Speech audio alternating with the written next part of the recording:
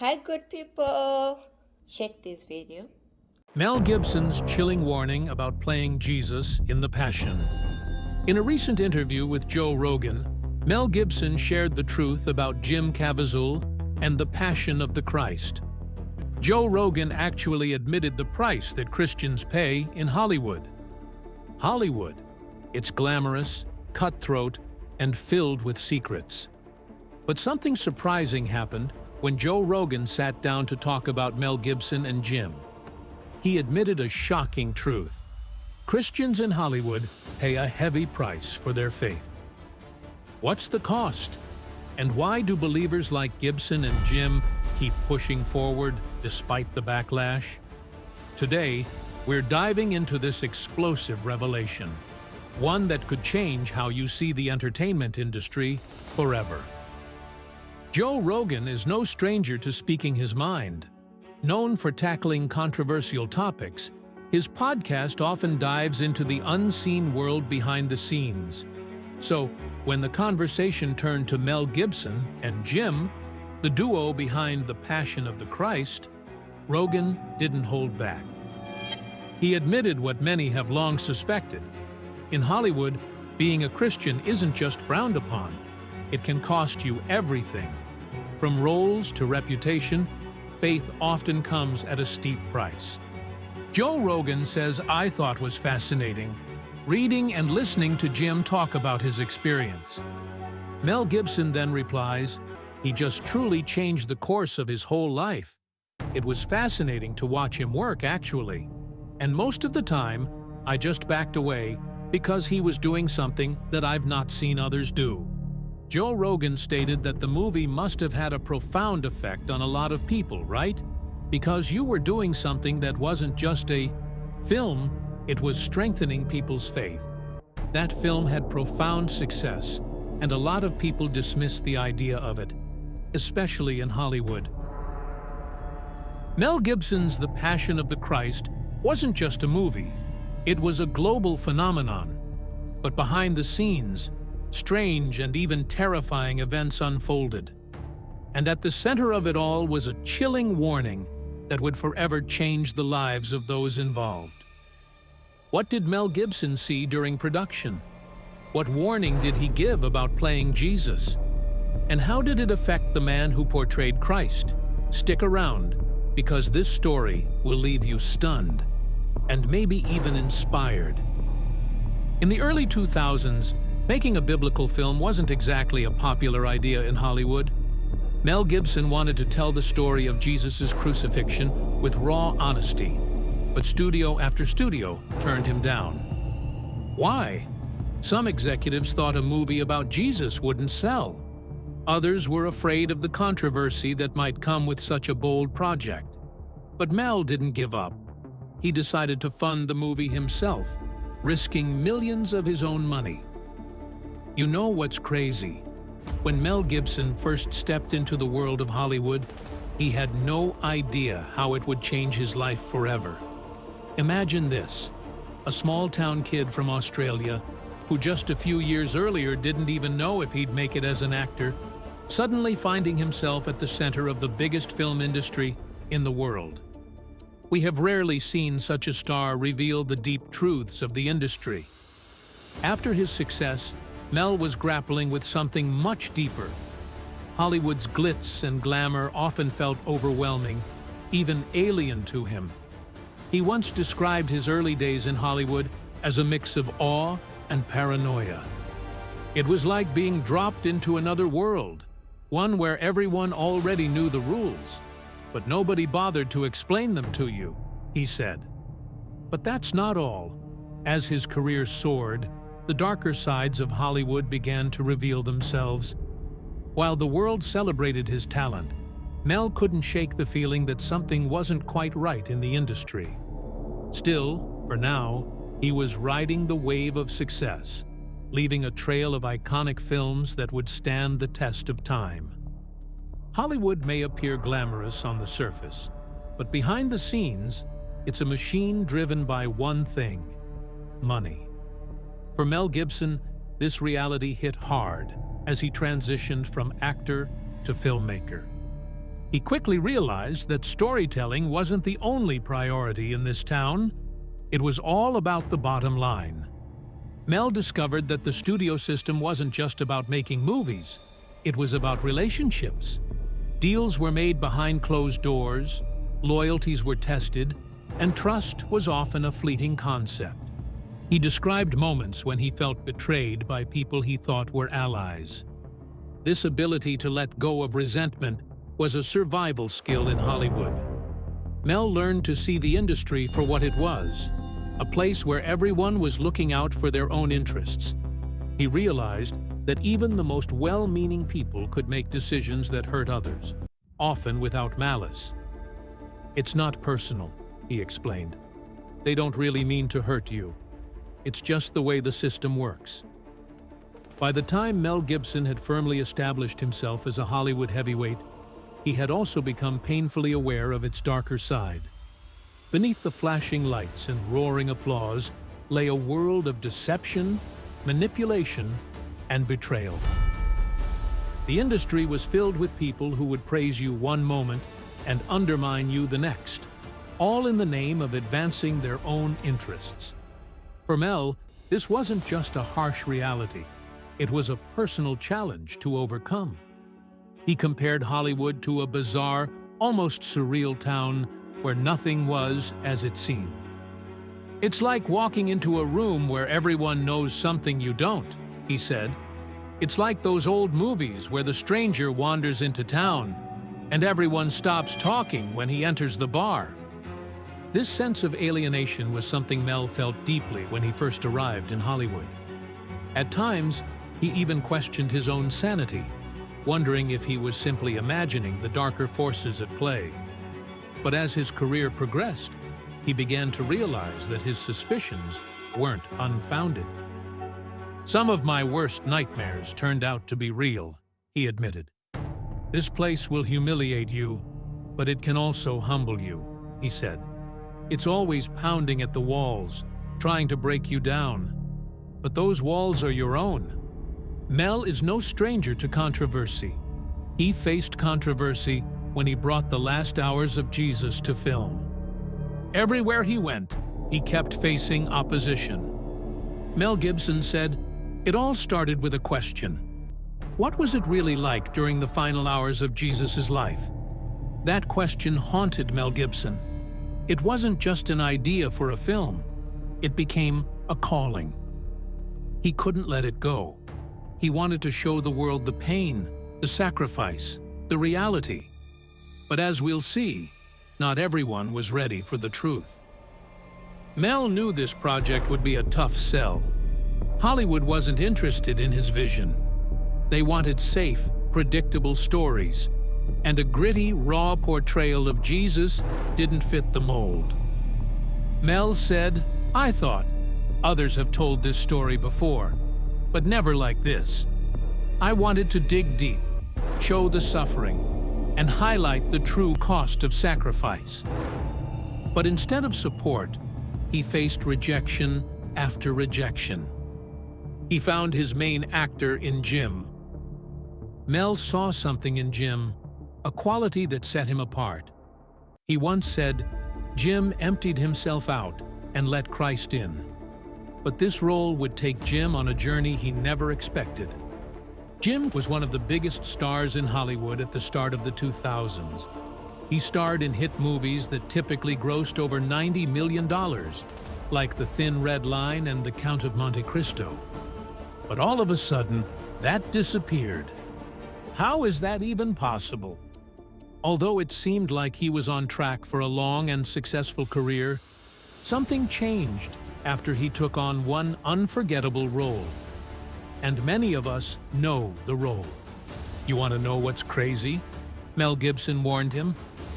When Jim was offered the role of Jesus Christ in The Passion of the Christ, it wasn't a decision to be taken lightly.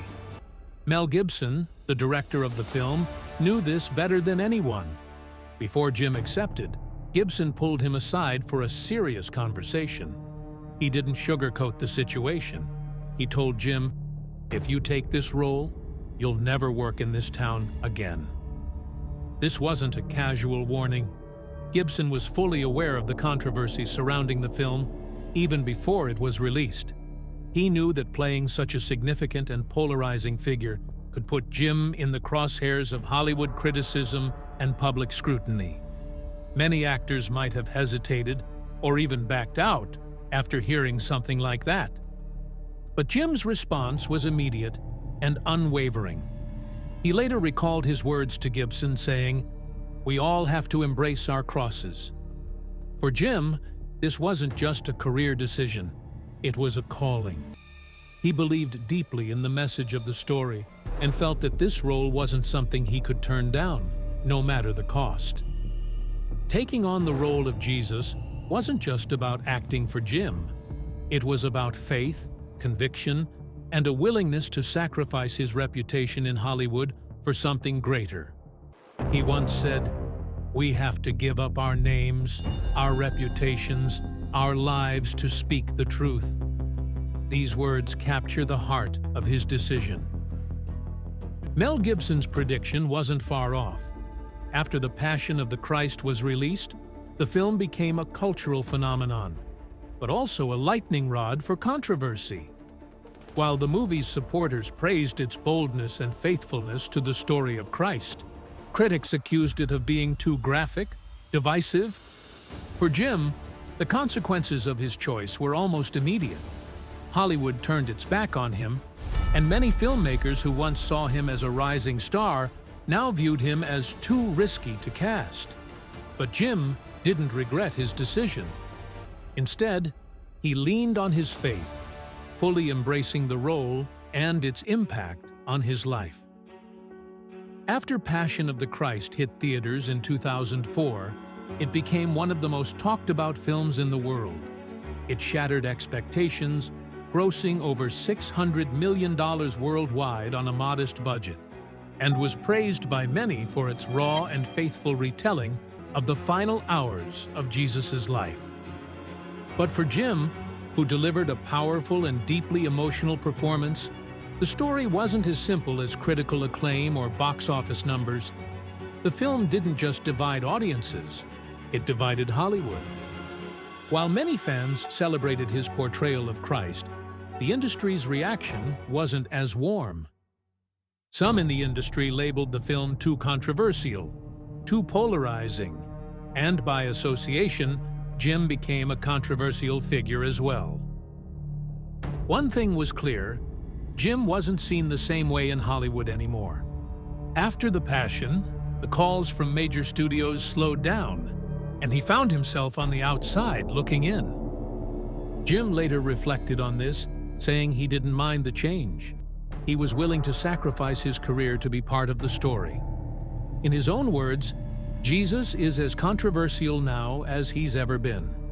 Not much has changed in 2,000 years. He understood that playing Christ meant he might never play another big Hollywood role, but to him, it was worth it. While The Passion brought him closer to his faith, it also brought him further from the typical Hollywood path. Mel Gibson said that Jim did something special. Mel Gibson said, "He did something I think that nobody else did, and I think he pulled it off because I totally believed it. I believed it too. And it was like, what did he do? He emptied himself out. Yeah, and he invited something else in, and he left it. He didn't try anything. He emptied himself out, and he meditated, and he let Christ in. And that role seemed to have had a profound effect on him. It did as a human being. Oh, imagine standing on a hill, surrounded by 350 people, the wind howling, the sky heavy with clouds. You feel the earth move beneath you. Suddenly, the wind stops. You can't hear it. Time feels like it's slowing down. And then, you're out of your body, looking at yourself from above. How does this even happen? This was Jim's experience while filming one of the most intense moments of the Passion of the Christ. Although many have seen the Passion of the Christ, they do not realize the extreme pain that the actor went through. Filming the crucifixion scene was no ordinary moment for Jim. Imagine being hoisted up on a cross, exposed to the elements for hours on end. For Jim, every moment was both physically exhausting and spiritually overwhelming. The day itself felt surreal. The wind roared, making it hard to hear anything clearly. The clouds were dark and heavy, hanging low in the sky, as though the heavens themselves were watching. Jim described the sensation as otherworldly, like the very earth was alive beneath him, groaning and trembling. It wasn't just the physical conditions that made the scene difficult. It was what Jim carried in his heart. He wasn't just playing a role. He knew he was stepping into something much deeper, something sacred. The wind was blowing hard, Jim recalled. The clouds were so close, it felt like I could jump up and touch them. The ground, you could feel something in it, almost like it was alive. As the crew prepared for the scene, there was a sense of unease among them. The extras, the cameramen, the directors, everyone seemed to feel it. People whispered to each other about how strange the atmosphere was. It wasn't just acting anymore, it felt real. He shared how the wind suddenly became so strong that it nearly knocked people off their feet.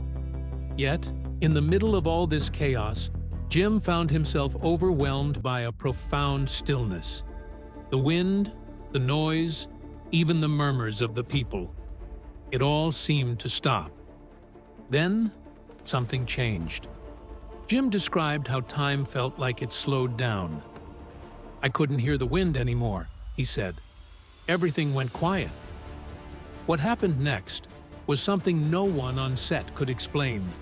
What Jim experienced next was something that would stay with him forever. Hanging on the cross, surrounded by hundreds of people on the set, something extraordinary happened. He described it in his own words. "I shot out of my body. I saw the backside of myself." For a few seconds, seconds that felt much longer, Jim found himself outside his body. He wasn't just acting anymore. He wasn't even just a man portraying Jesus. It was as if his soul had stepped away, giving him a new perspective. From above, he could see himself hanging there, just as Jesus did centuries ago. He could also see the crowd, the extras, the crew, all of them moving around the set. But what struck him most was the stillness of it all. Time didn't feel the same. It wasn't rushing or dragging. It just was. It felt peaceful, Jim said. It wasn't scary. It wasn't painful. It was like I was being shown something bigger than me, his life. As Jim came back to his body, the peace he had felt moments ago was replaced by sharp, agonizing reality. He was cold, exhausted, and hurting, but he knew he had to press on. And during his near-death experience years later, Jim said something that might surprise many of us. He recalled Jesus' words, "I didn't come to bring peace, but a sword." At first, these words seem harsh, even shocking. Why would Jesus, the Prince of Peace, bring a sword? What did he mean by this? Jim explained it as a call to make hard choices, a division that comes when we choose God over everything else. He spoke about the generational sins that weigh us down, the patterns of brokenness and separation that keep families apart.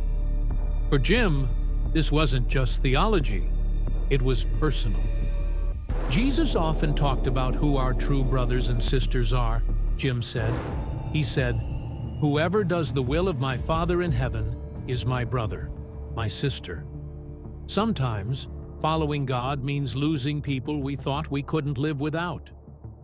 Jim shared how this truth had affected his own life. He faced challenges after portraying Jesus, personal trials, professional setbacks, and spiritual battles.